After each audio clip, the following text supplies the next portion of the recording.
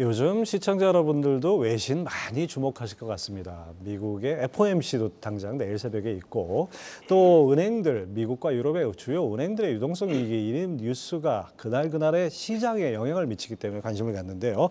이와 관련해서 오늘 KB증권 임재균 연구원 모시고 자세한 얘기 나눠보겠습니다. 어서 오십시오. 안녕하세요. KB증권 임재균입니다. 예, 오래간만에 뵙겠습니다. 예.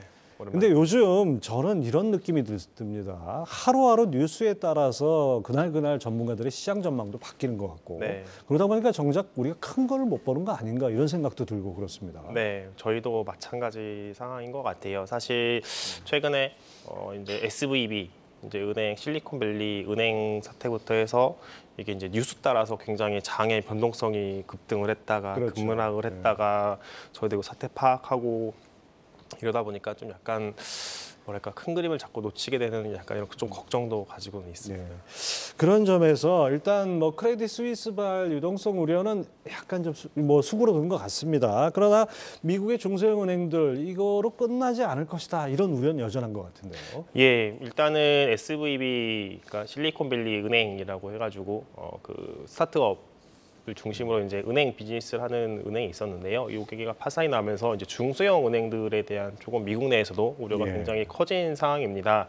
게다가 이게 이제 좀 실리콘밸리가 파산하게 된 게 2008년하고 좀 다른 게 2008년 같은 경우는 이제 자산, 그러니까 은행들이 보유했던 자산이 부실화가 되면서 문제가 생겼었는데 이번에 뭐 SVB도 그렇고 CS, 크레딧 스위스도 그렇고 자산 자체는 굉장히 견고한 실리콘밸리도 결국에는 미국채라던가 MBS, 그러니까 모기지금리 채권을 보유하고 있었는데 결국에는 이게 이제 보유했던 자산 쪽에서 손실이 발생을 했고 그게 이제 뱅크런이 발생을 하면서 이런 파산까지 가다 보니까는 이제 중소형 은행들에 대한 좀 우려가 커진 상황인 것 같고요. 그리고 실제로 이제 뭐 SVB 이후에 시그니처 은행 그리고 계속 미국 내에서 이제 계속 예금 잔액이 빠지면서 자금 이제 감소를 하면서 계속 미국 중소형 은행들에 좀 우려가 계속 존재를 하는 상황이라고 보시면 될 것 같습니다. 사실 이게 신용 위기라는 것이 하나가 무너지면은 거기로 끝나지 않고 도미노처럼 이게 파급에 영향을 미치지 않겠습니까? 네. 그런 점에서 이제 미국 중소형 은행들이 그런 위기를 차단하기 위해서는 연방예금보험공사죠, FDIC. 네네. 예금을 전액 보장해달라 이런 요청이 있었는데 이렇게 들어줄까요?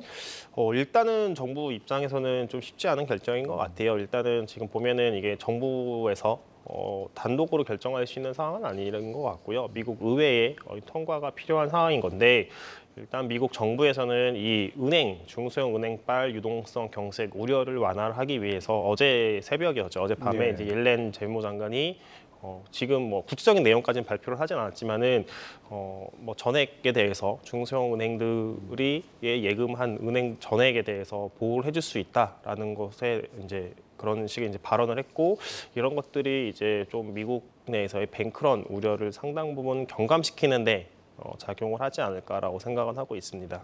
우리나라 예금 보호 한도가 5천만 원인데 네. 지금 입법안 중에는 필요할 경우 위급할 때는 전액 보장도 있어야 되지 않냐 이런 안도 있다는데 우리나라도 지금 검토를 해봐야 될 것 같습니다. 자, 이제 시장의 관심은 뭐 유동성 위기도 위기지만은 내일 새벽에 나올 3월 FOMC 금리 결정 어떻게 될까 이게 아주 초미의 관심인데요. 25bp 인상은 기정사실로 받아들이는 분위기 같아요.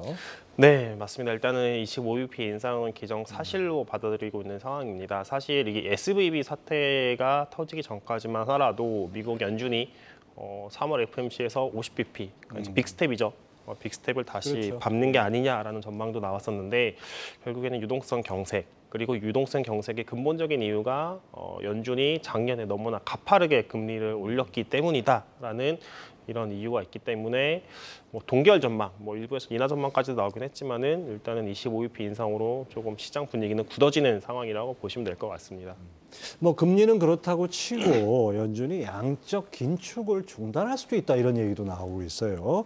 최근 블룸버그 설문조사 결과는 어떻게 나오고 있습니까? 일단 블룸버그에서 이제 FMC, 그러니까 매 FMC를 하기 전에 거기에 이제 미국 현지 이코노미스트를 대상으로 조사를 하는데요. 그거에 따르면은 계속해서 좀 연준이 양적 긴축을 할 것으로 전망을 하고 있습니다.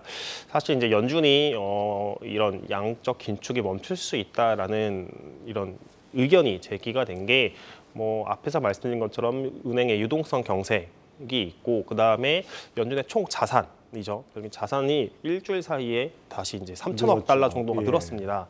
그러니까 지금 작년 3월부터 이제 긴축을 양적 긴축을 한 이후로 한 반년 동안에 3천억 정도가 이제 총 자산이 감소를 했는데 그게 일주일만 이제 되돌려진 거죠. 그러다 보니까는 이게 일부에서는 양적 완화를 재개한 게 아니냐, 양적 긴축을 더 이상 할 수 없는 게 아니냐 이런 전망도 나오고 있는데 일단 현지에서는 계속 분위기상으로는 양적 긴축이 지속된다라는 게 조금 더 우세한 상황이라고 보고 있고요. 저희도 양적 긴축 같은 경우는 계속해서 좀 진행이 돼가는 모습을 보이지 않을까라고 생각은 하고 있습니다. 뭐 예금 전액 보장이든지 뭐 유동성 위기를 어떻게든 간에 막는다면은 굳이 양적 완화를 할 이유는 지금 상태는 없는 것 같은데 그 상황에 따라 달라지겠죠? 네, 맞습니다. 뭐 이게 지금 은행들의 유동성 위기가 나오고 있지만은 사실 이 유동성 위기가 특정 은행에서 끝나느냐 아니면은 은행 시스템 전반으로 확산되느냐에 따라서 사실은 이제 통화 정책의 방향성이 바뀔 수 있는데 시장이 걱정하는 거는 2008년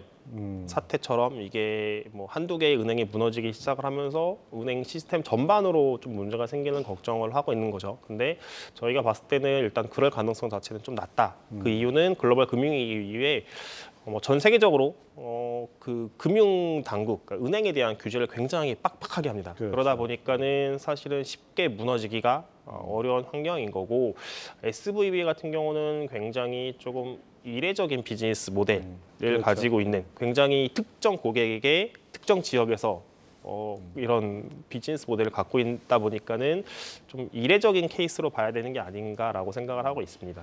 예, 그렇죠. 자, 이제 결국 내일 새벽에 연준의 결정에 우리가 관심을 가질 수밖에 없는데 많은 전문가들이 이렇게 얘기합니다. 연준이 양자 택일에 기로에 섰다. 금융 안정이냐, 물가 안정, 인플레 잡기냐 이거라고 할 수 있는데요. 사실 인플레만 놓고 본다면은 이 베이비 스텝으로 가는 게 아니라 좀 더 가야 되는 거 아닌가 이렇게 보여지는데요. 네, 뭐 일부에서는 물가만 고려를 했을 때 25bp 인상이 아니라 더 인상을 해야 되는 게 아니냐라고 그 주장도 나오고 있는데요. 일단 최근에 가파른 금리 인상으로 인해서 금융 불안정성이 높아졌다라는 점, 그리고 이게 작년 4분기에 한국에서 있었던 거와는 좀 다르게 은행 쪽에서 문제가 생긴 거죠, 미국은. 은행에서 생겼으면 사실은 이게 전반으로 시스템 우려가 나타날 수 있고 요런 그 영향은 미국의 전체 소비자들뿐만 아니라 전 세계 금융기관들까지 영향을 미칠 수 있다는 점에서 사실 연준도 이 부분을 고려를 할 수밖에 없다라고 보고 있고요. 그리고 이제 저희는 25bp 인상 전망을 하고 있는데 사실 25bp 인상 전망을 하더라도 충분히 이제 물가를 통제할 수 있는 수준이라고 보고 있습니다. 사실 작년 같은 경우는 이제 물가 레벨 자체는 굉장히 높았는데 기준금리가 이제 0%에 가깝다 보니까는 이 물가에 맞춰서 금리를 굉장히 빠르게 올릴 수밖에 없었던 상황인 거고 그러다 보니까는 뭐 빅스텝 그리고 네 차례의 그러니까 자이언트 스텝이죠. 75bp 인상을 한 건데 그러면서 이제 미국의 기준금리는 거의 이제 5% 가까이 육박을 하고 있는 상황이거든요. 이제 5% 이번에 이제 인상을 하게 되면은 5%까지 인상을 하게 되는 건데 그렇게 되면은 미국의 실질 기준금리 그러니까 이제 저희는 기준금리라고 하면은 그냥 명목상의 기준금리인데 물가를 고려한 그러니까 실질적인 기준금리가 플러스로 전환이 될 가능성이 높습니다. 그렇다면 이제 연준 입장에서도 이제부터는 본격적인 긴축의 모습이 나올 수 있는 환경인 거고 게다가 중앙은행이 이제 긴축이든 완화든 사실은 이게 뭐 금리 인상을 하면은 그 영향이 경제에 바로 영향을 미치는 건 아니거든요. 결국엔 시차를 두고 영향을 미칠 수밖에 없는 거고 빠르면은 반년, 뭐 늦어도 1년 이상의 시간이 필요하다라고 하고 있는 건데 작년에 굉장히 빠르게 금리를 인상한 만큼 연준 입장에서도 이 금리 인상에 따른 효과를 조금 봐야 된다라는 입장을 보이지 않을까라고 생각은 하고 있습니다. 금리 인상이란 게 사실 연못에다가 돌을 던지는 것 같은 그런 걸로 이해하면 더 쉬울 것 같아요. 이게 동심원이 퍼져나가는데 끝에까지 가기에는 시간이 좀 걸리는 맞습니다. 그런 굉장히, 시차가 있죠. 굉장히 오랜 시간이 걸리는 거고 사실 그러다 보니까는 이제 과거에도 보면은 뭐 금리 인상으로 인해서 뭐가 무너지거나 신용위기가 터지거나 하는 것도 그 이제 시차가 걸리다 보니까는 요거를 정확하게 파악할 수가 없는 부분 때문에 그렇게 문제가 생겼다라고 보시면 될 것 같습니다. 예, 그렇죠. 하지만은 여전히 뜨거운 1월 고용 지표, 그다음에 막 끈적끈적하다는 표현까지 쓰는 물가 지표 이걸 확인하지 않았습니까? 연준이 공격적인 긴축 정책을 여전히 유지할 그런 이유는 차고도 넘친다 이런 네. 지적도 있습니다. 맞습니다. 저희도 마찬가지 동일하게 생각을 하고 있고요. 최근에 은행의 시스템 위기가 나오고 있지만은 사실은 연준 입장에서는 이제 BTFP라고 해가지고 연준의 유동성을 그 미국의 상업은행, 시중은행의 유동성을 공급하는 대책을 내세우고 있고 미국 정부 쪽에서도 뭐 예금자 전액보라던가 여러 가지 이제 유동성 은행들이 이제 은행의 특정 은행의 문제가 시스템 전반으로 확산되는 것을 막으려고 노력을 하고 있기 때문에 연준 입장에서는 가장 우선순위가 되는 책무인 물가 안정에 더 중점을 두는 모습을 보이지 않을까라고 생각을 하고 있습니다. 네. 아까 잠시 언급하셨는데 연준의 대차 대조표상 자산이 3천억 달러가 늘었다는 거 이번에 이 은행들 사태를 맞으면서 이런 거는 양적 완화로 보기도 하지만 또 다른 각도로도 볼 수 있지 않습니까? 일종의 구제금융으로도 볼 수 있는 거죠. 예, 맞습니다. BTFP라고 해가지고요. 연준이 이번에 이제 은행 위기가 터지면서 실행을 한 프로그램인데 결국에는 은행이 보유한 자산에 대해서 자산을 담보로 맡기면은 연준이 그 시중은행에 대출해주겠다라는 겁니다. 결국에는 이제 시중은행에 예금을 환매를 해줘야 되는데 돈이 없으니까는 은행들 너희가 보유한 자산을 통해서 내가 돈 빌려줄게 예. 이런 프로그램인 거고 이건 일종의 뭐랄까요 양적 완화랑은 좀 차이를 둬야 된다라고 보고 있어요. 예를 들면은 은행이 연준이 시중은행에 대출을 해주는 거잖아요. 그럼 대출이라는 거는 항상 만기가 존재합니다. 그렇죠. 지금 당장은 뭐 연준의 총 자산이 대출을 통해서 늘어나는 것처럼 보일 수 있겠지만은 만기가 도래를 하면은 시중은행은 연준에서 빌린 돈을 갚아야 되는 상황인 거고 그때가 되면은 연준의 총 자산은 다시 감소를 하겠죠. 네. 이런 차이를 보이고 있고 반면에 양적 완화라는 거는 뭐 양적 긴축으로 하면은 뭐 자산이 줄긴 하지만은 양적 완화는 사실은 언제까지 이게 양적 긴축을 언제 시작하는지에 대해서는 이게 특정 기간을 정해놓고 하는 건 아닌 예. 상황이라고 보시면 될 것 같아요. 그래서 이게 뭐 양적 완화라기보다는 일종의 구제금융이라고 보시면 될 것 같고 작년 4분기에 영란은행에서 있었던 뭐 이런 것들을 좀 생각을 하시면 될 것 같습니다. 작년 4분기에 영국 정부에서 이제 그때도 이제 금리가 급격하게 튀었죠. 영국 정부가 재정 지출 쓰고 그다음에 그 감세한 정책을 발표를 하면서 금리가 굉장히 가파르게 상승을 했고 영란은행에서는 이거 금리 상승을 억제를 하기 위해서 초장기물 20년 이상을 매수를 했는데 이것도 이제 그때 당시에도 양적 완화를 재개한 게 아니냐라고 했지만은 그렇죠. 이거는 그냥 일종의 구제금융책이라고 생각을 하시면 될 것 같습니다. 뭐 그래서 총리가 한 달 만에 날아가게 네, 됐죠. 맞습니다. 자, 이런 상황이다 보니까 좀 다소 황당한 전망이 하나 나왔는데요. 뭐 노무라증권 정도 되면 뭐 이렇게 함부로 전망할 건 아닌 것 같은데 노무라증권 연준이 그 내일 기준금리를 0.25%포인트, 25bp 인하할 거라고 전망을 했어요. 이거 무슨 근거입니까? 사실 뭐 저희도 이 보고서에 대해서는 자세하게 볼 수가 없는 환경인 건데 뭐 시장에서 많이 이제 논란이 됐었던 전망인 거라고 보시면 될 것 같고요. 결국에는 이 은행의 시스템 위기가 금리 인상에 따라서 생긴 상황인데 결국에는 이 시스템 위기를 그 완화시키기 위해서는 금리 인하가 필요한 게 아니냐라고 하면서 노무라에서 금리 인하 전망을 낸 걸로 저는 파악을 하고 있습니다. 다만 여전히 물가 레벨이 높다라는 점에서 여전히 이제 금리 인하보다는 금리 인상 쪽에 시장은 더 무게를 두고 있는 상황이라고 보시면 될 것 같습니다. 예. 사실 뭐 미국뿐 아니라 유럽 중앙은행도 그렇고 뭐 세계 중앙은행들이 어떻게 보면 이제 깜짝 놀랐지 않습니까? 네네네. 실리콘밸리 은행, 뭐 크레딧 스위스 이런 거 보면 시스템 위기가 재발하는 걸 막기 위한 그런데 어떤 공감대가 있는 것 같아요. 그러다 보니까 연준을 포함해서 6개국 주요 중앙은행들이 달러 유동성 공급을 강화하기 위한 공동 조치까지 발표했습니다. 네, 맞습니다. 이런 영향은 어떨 것 같습니까? 일단은 저희 뭐 각국 은행들이 뭐 자국 화폐로도 거래를 하지만은 결국에는 최종적으로는 달러에 대한 이런 유동성 요구, 펀딩에 대한 그 조달 요구도 굉장히 강한데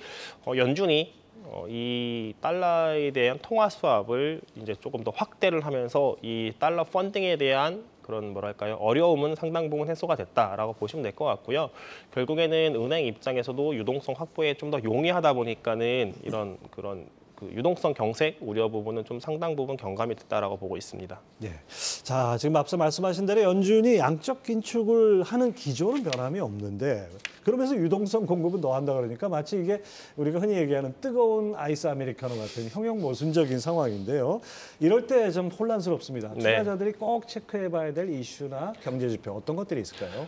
결국에는 최근에 시장의 변동성을 불러일으키고 있는 게 특정 은행의 파산 그리고 이거의 이제 인수 과정에서 이게 다른 은행으로까지 확산이 되고 그게 결국에 은행 시스템 전체가 무너지는 게 아니냐라는 거에 대해서 좀 걱정들을 많이 하시는 것 같습니다. 그러다 보니까 시장 변동성도 굉장히 큰 상황이라고 보시면 될 것 같고 그 뉴스, 그러니까 은행이 어떻게 대응을 하고 있고 정부라든가 중앙은행이 어떤 정책들을 나오는지 따라서 그 시장이 굉장히 등락을 거두면서 투자하는데 굉장히 어려움을 겪고 있는데 결국에는 이게 중장기적으로 시스템 위기로 넘어가느냐 아니냐 이걸 좀 판단을 해야 된다라고 보고 있고요. 저희는 일단은 이런 변동성 자체는 어쩔 수 없다라고 보고 있습니다.